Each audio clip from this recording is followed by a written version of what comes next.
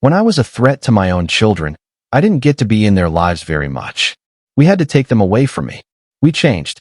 So at the point when I was the most hated and I had the biggest voice, and it was decided by powerful organizations, political groups, and religious organizations that I would be destroyed, that destruction was universal.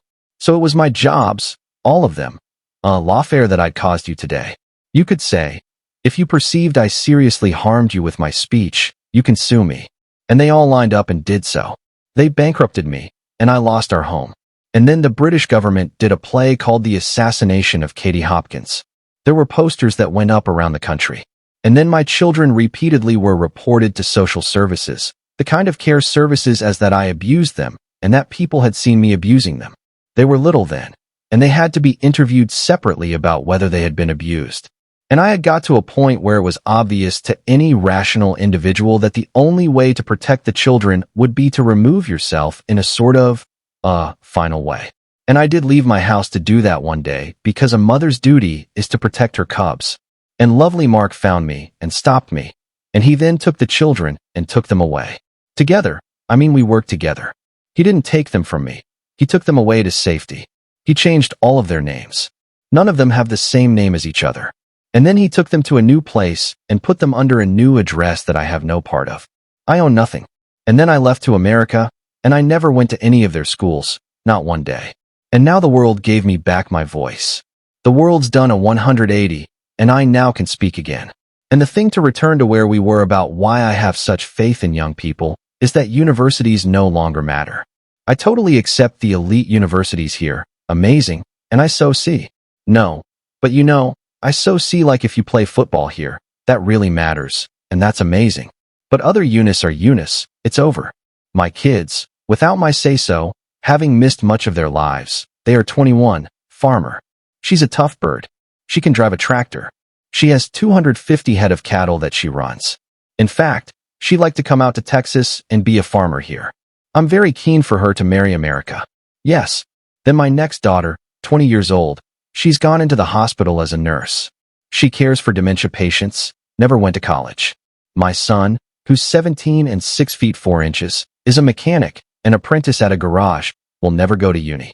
And I see that playing out time after time after time, kids choosing a different route. Maybe they'll do some uni. Maybe they'll do some learning.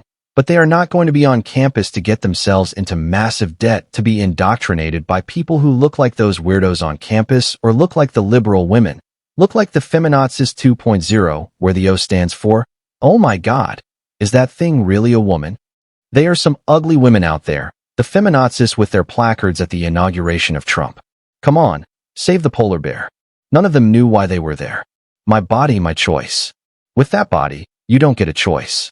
Honey Bunny K. Hopkins' account reveals the personal cost of being at the center of public controversy. She describes a period when lawsuits, media backlash, and public campaigns against her not only damaged her career and finances, but also led to her being separated from her children for their safety. This shows the intense pressure that comes with being a polarizing public figure and how legal and social battles can spill over into private life.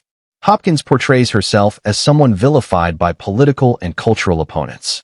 Yet, she credits her time in America and the support of ordinary people there with helping her regain a sense of self-worth.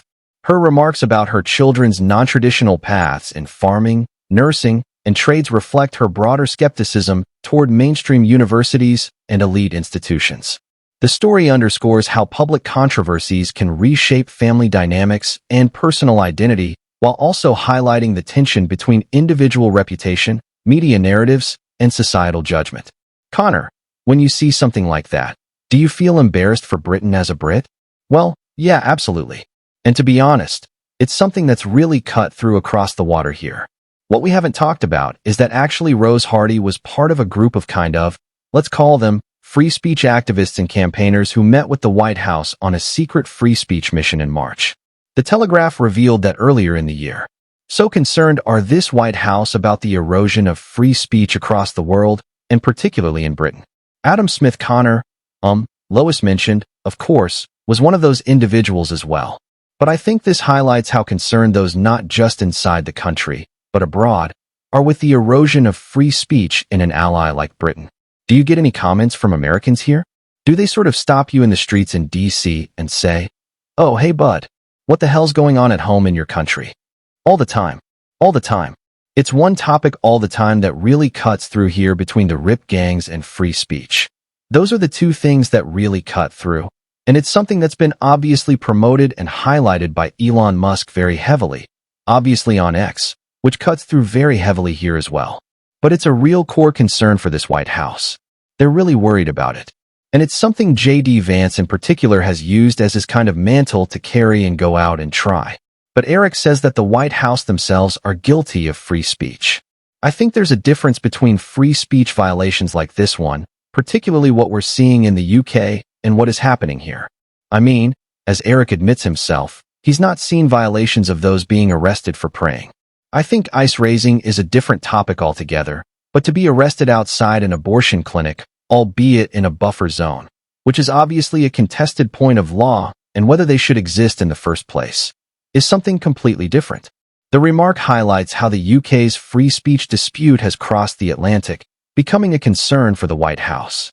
Connor Stringer's note that Americans raise the issue shows how debates over speech transcend borders, influencing political discourse and reflecting the shared democratic tension between liberty and responsibility.